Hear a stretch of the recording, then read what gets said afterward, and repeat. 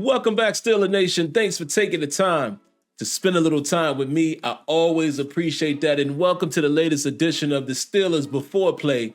This time, Week 17 versus the Seattle Seahawks. And the Steelers got to go out to Seattle. This is not going to be an easy task, ladies and gentlemen. It is not. I'm just keeping it real. But hey, I'll give you some quick keys to victory in my opinion and some things to look out for against the Seahawks if the Steelers want to come away victorious. So the first thing we're going to take a look at, and you're going to see me look to my left, which is, I guess, showing to the right. But let's take a look at the people who are going to be out of the game. And at one time, I was showing you this actual image, but I always found myself looking back at the camera, and the camera wasn't even on. So I'd rather just look at you guys as I'm reading some of these names. You okay with that? Thank you. So let's take a look. What we have, guys, first we're going to talk about the practice report as far as Friday, and then we'll talk about who's identified as out and questionable. So for the Pittsburgh Steelers, Kenny Pickett was limited with an ankle. Trenton Thompson was out, did not practice. Najee Harris, full, still dealing with the knee. Minkah Fitzpatrick did not practice. And Landon Roberts did not practice. Isaac Seumalo did not practice. So you always want to pay attention to those who did not practice. So now as far as the game status, Kenny Pickett is questionable. And we already know for the most part, they've already named Mason Rudolph the starter. So I'm assuming it will stay that way. Mason Rudolph will go into Seattle. We'll see how he does there. But the three key guys who are out, Trenton Thompson, Minkah Fitzpatrick, and then Landon Roberts. Now, we've already seen, how things have transpired without Trenton Thompson as well as Minkah Fitzpatrick. And also now we're going to see a Landon Roberts. Landon Roberts went down in the Bengals game. Steelers were able to finish. Excellent offensive output to get them out of that game. But we're going to have another game with no Minkah, no Trenton Thompson, no number 23. And there you have it, man. So we're having a makeshift secondary in terms of the safety play. So I'm assuming it's going to be Patrick Peterson again making a start at safety, and guys like Elijah Riley and I'm forgetting the other person's name now. Eric Rowe. Guys like Eric Rowe are probably going to get the call. I know Eric Rowe has been brought up again, elevated. Him and Miles Jack both have been elevated for the Seahawks game. So I expect to see pretty much the same defensive core and the same defensive plan we had against the Bengals, which the Steelers ran a lot of zone. And for the most part, they were able to confuse Browning a little bit in that zone. And we'll see how that transpires against a guy like Geno Smith. Now, as far as the Seahawks, let's take a look at who was questionable or who did not practice for those guys. Quite a few people. I won't read them all, but I'll just say D. Eskridge, the receiver, Jason Peters, Nick Ballore, linebacker Mario Edwards, Frank Clark, DK Metcalf, Jamal Anderson, and that's about it. Those gentlemen did not practice.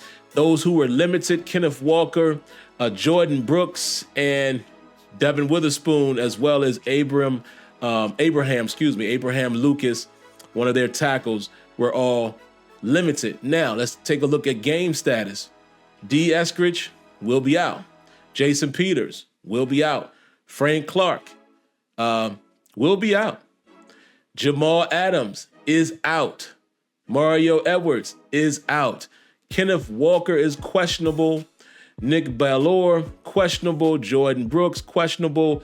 DK Metcalf is questionable. You assume he's going to play. And then Devin Witherspoon. Devin Witherspoon, or Devon Witherspoon, not sure how he pronounces it, with it being spelled D-E-V-O-N. The O-N could be Vaughn or Devin, I don't know. But Witherspoon is questionable as well. And let's see if he gets back on the field. We all know what type of talent he is. If you guys have been watching Seattle at all through the season, you would have seen that Witherspoon definitely looks like the talent and first-round talent that he was. Yeah, he'd been playing good football, man, before he got hurt. So that's definitely something we want to keep our eyes on, whether or not he's going to be in that secondary. And again, a guy like DK Metcalf, listen, I think that's going to be a very, very big challenge for one, Joy Porter Jr. I would assume they have Joy Porter Jr. travel with Metcalf because the Steelers have done that, something we hadn't seen in many years. The Steelers have been allowing JPJ to travel with the would-be best receiver. You would think in this particular situation against this opponent, it would be DK Metcalf as the biggest challenge, and that is a challenge. So I'm looking forward to that if Metcalf does play. Now, as far as the keys to victory, man, listen, this is going to have to be one of those games, again, where the Steelers are going to have to win time of possession. They're going to have to maintain possession. I would say go as far as even saying play keep away from the Seattle Seahawks because, listen, the secondary still scares me a bit. Okay, we did a good job against Browning, but it still scares me a bit in terms of, down the middle of the field and defending the middle of the field and defending some of these linebackers and, with not having that full complement of safeties means, with Patrick Peterson being back out there, it means guys like number 29 has to start at corner opposite Joy Porter Jr. So we're still compromised a little bit at safety. You got guys like Eric Rowe, who basically came off the couch, and guys like Elijah Rowley, who hasn't got a lot of playing time, a significant amount of playing time at safety defensively, played a little bit. But then also guys like Miles Killebrew, who really hasn't been your first option off the bench in terms of, a rotational piece. So you kind of compromise in the secondary. And the Seahawks have a little bit of a three-headed monster. They have Metcalf, they have Lockett, and then they have the young kid. Is it Jackson? I forget how to pronounce his name. Is it Enigba? Jackson Enigba? I think I'm pronouncing his name correctly. But I might even be saying that backwards. So actually, hold on, guys. Let me take a look. Let me take a look real quick. I like to be factual. Hold on. Give me a second. You guys know who I'm talking about. Seahawks. Receivers. What's the kid's name? Make sure I'm saying it correctly. Yeah, see, I had it wrong. Jackson Smith Njigba. Njigba, I think is how you pronounce his name. Jackson Smith Njigba. Y'all know who I'm talking about, the rookie kid who's had some phenomenal moments this season as well. So, yeah, man, listen, the Steelers are going to be facing, in my opinion, a pretty potent wide receiver group. The Seahawks also deploy a lot of tight ends. They come out sometimes in a 3 tight end package. We've had trouble defending them, in the inside linebacker position. That's another position that's a little bit compromised. Miles Jack also has been elevated. So you might see more of Miles Jack. You might see more of Blake Martinez. And who else?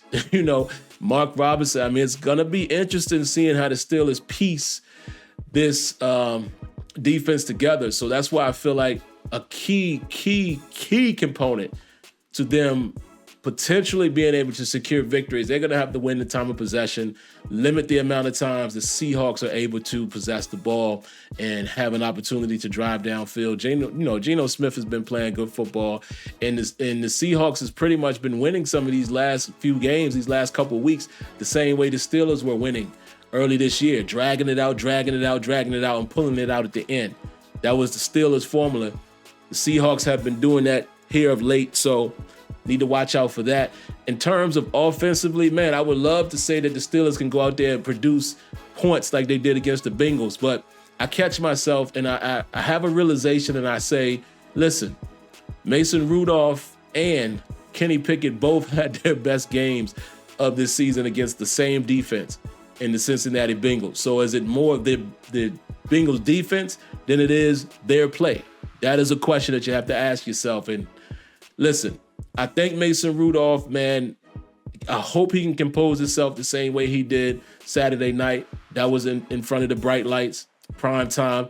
But also, going out to Seattle was a whole different monster. That's a different type of hostile environment. Can he be calm and collective the way he was Saturday? If so, the Seahawks defense doesn't scare me. They're physical, but they don't scare me per se. They get right in your face, man, for the most part. They're going to line up right in front of you. They run a lot of man, they run cover 3 from time to time, but they're not afraid to just get right in front of you. So that's why it's going to be interesting to see whether or not a guy like Witherspoon suits up. because he is an outstanding cornerback. He's already shown himself to be that in the league, and it's going to be interesting to see him against, our firepower that we have at wide receiver and a George Pickens and a Deontay Johnson. So one other thing I would like to say, and I actually have it in my notes somewhere. Hold on.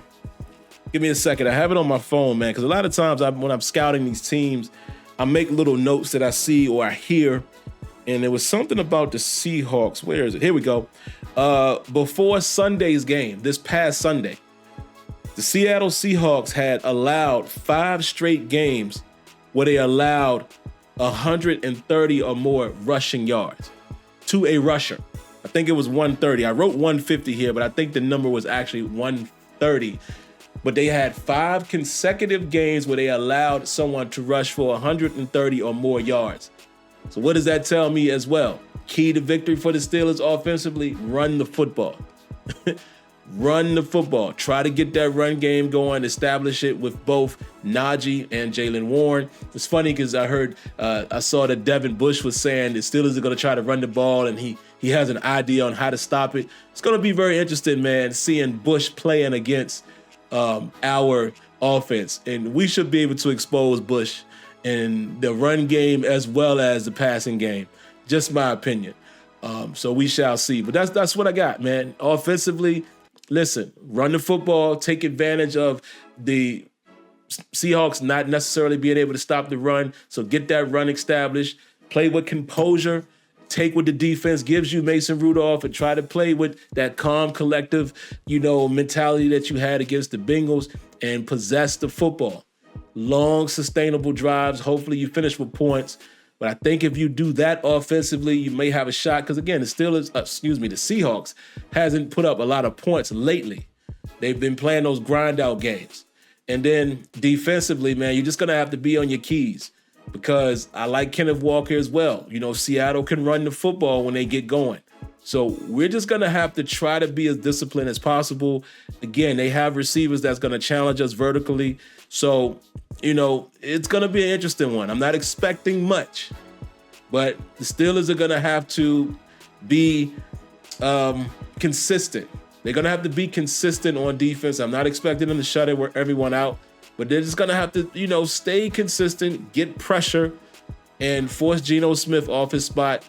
He gets the ball out quick from time to time. So we're just going to have to be on our keys and play a tight zone if we're going to deploy more zone out there. And like I said, offensively, possess the football and get that running game going. Once you do that, I think it opens up everything else on the outside as well as play action pass. So there you have it. We'll see what happens, guys. We'll see what happens. I'm not calling it. I told you guys I've been this way for the last few weeks. Whatever the Steelers do, let them surprise me like they did on Saturday night, but I'm not expecting anything. Do I expect them to go into Seattle and get a win? I don't. Just being honest. But, hey, let's see if they can prove me wrong again. Outside of that, man, of course, if you haven't already, make sure you subscribe to that channel. Hit that like button.